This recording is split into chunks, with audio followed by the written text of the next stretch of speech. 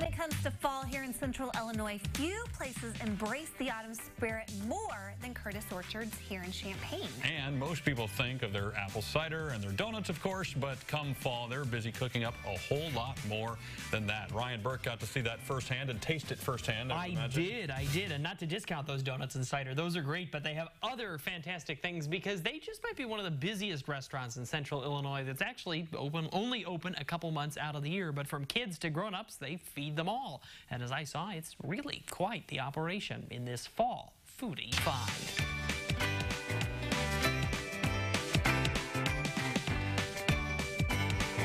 It's before 8 a.m. at Curtis Orchard in Champaign. And long before the traffic starts making its way into the parking lots, Debbie Curtis Graham is busy in the kitchen, making sure everything is good to go.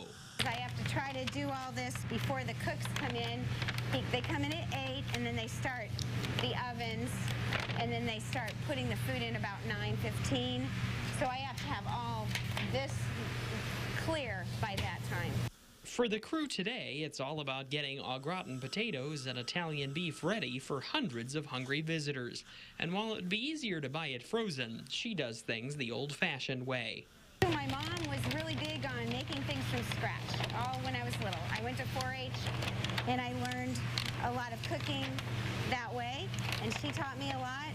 And I try to do all the sauces with butter and onions and cream, sour cream, and cheese. While many expect to find fall staples like donuts and cider at Curtis, they're sometimes surprised to see it's really a full-blown restaurant. I think they look at the menu and they go, whoa, it's just not a hot dog place. For Debbie, it's been a growing process. Because years ago, we were just serving hot dogs. My husband started out with the Twister Grill doing pork chops, and then doing chips and applesauce. I forgot what else, but it was very popular. He had lines. And then we made this addition in 2003, finished in 2004, and he said, why don't you throw up a few sandwiches?